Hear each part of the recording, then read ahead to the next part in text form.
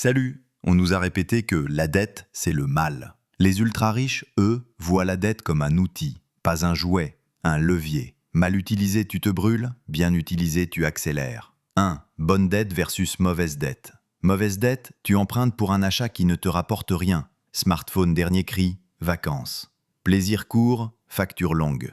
Bonne dette, tu empruntes pour acheter un actif qui génère des revenus. Loyer, dividendes, bénéfices. L'actif rembourse la dette, pas toi. Ton cash reste disponible. Objectif, des flux, loyer, dividendes, supérieurs aux mensualités. Si l'actif verse 1 500 € et la banque prend 1 320 €, la différence construit ton patrimoine. 2. Pourquoi ça marche? L'effet de levier. Avec 20 000 €, tu peux A. Acheter petit au comptant ou B. Les utiliser en apport pour contrôler un actif de 200 000 € grâce au crédit. Même rendement en pourcent sur un actif 10 fois plus gros égale gain multiplié. C'est le levier. Mais il fonctionne dans les deux sens. Si le revenu baisse ou si le coût de la dette grimpe, l'addition pique. Le levier n'est pas une cape de super-héros, ce sont des maths plus du risque.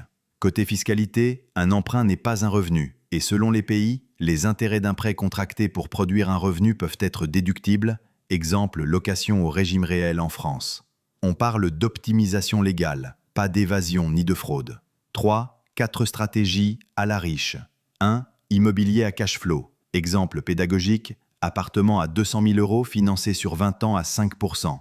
1 320 € par mois, hors assurance et taxes.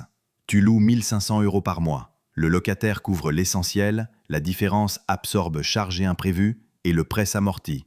Bonus, si le bien prend de la valeur, tu gagnes aussi à la revente. Risque réel, vacances locatives, travaux, taxes foncières. Moralité, le tableur est ton meilleur pote. 2. Emprunter à X% pour placer à Y%. Y supérieur à X. Tu empruntes 100 000 € à 7%, 7 000 € par an, et vise 15% de rendement, 15 000 € par an. Spread égale 8 000 € avant frais et impôts. Si Y passe sous X, la magie disparaît. D'où diversification, gestion du risque, horizon adapté. 3. Buy, borrow, die. Version simple. Buy, acheter des actifs qui s'apprécient. Immobilier, actions de qualité. Borrow, emprunter en mettant ses actifs en garantie.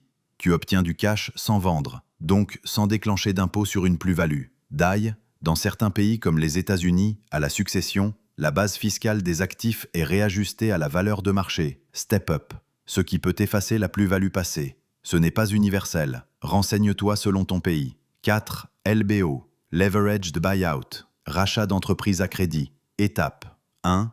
Trouver une PME améliorable. 2.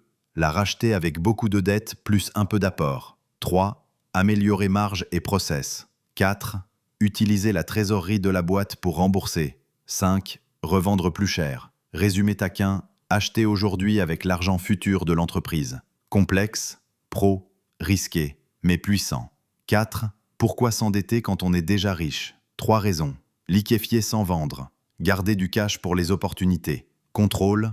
Vendre des actions dilue le pouvoir. Un prêt adossé au titre, non.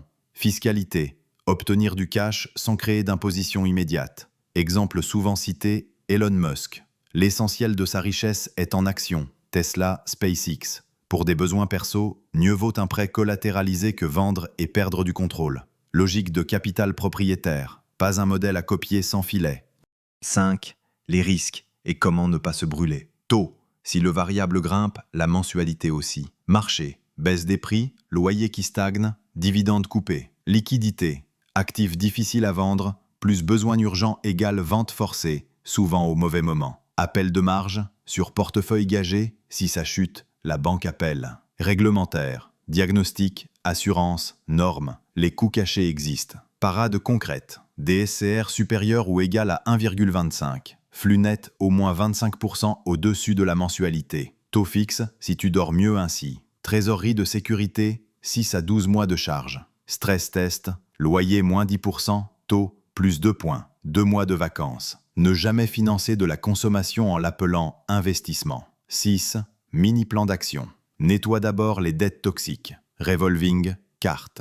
Éduque-toi, cash flow, TRI, levier, fiscalité locale. 10 heures d'études, évite 10 ans d'erreur. Commence petit, parking, colocation, micro-entreprise. Risque supportable, apprentissage maximal, automatise, loyer sur compte séparé, virement d'épargne, alerte de taux, diversifie. Pas un seul locataire, pas un seul secteur, pas une seule banque. Documente. Si tu ne peux pas l'expliquer simplement, ne signe pas. Conclusion. La dette n'est ni un monstre ni une baguette magique. C'est un levier. Les riches l'utilisent pour acheter des actifs qui payent la note, optimiser légalement les impôts et garder le contrôle. Toi aussi tu peux t'en servir, prudemment, méthodiquement, avec des filets de sécurité. Parce qu'emprunter pour s'enrichir, ce n'est pas de l'argent gratuit, c'est de la discipline, plus des chiffres qui tiennent la route.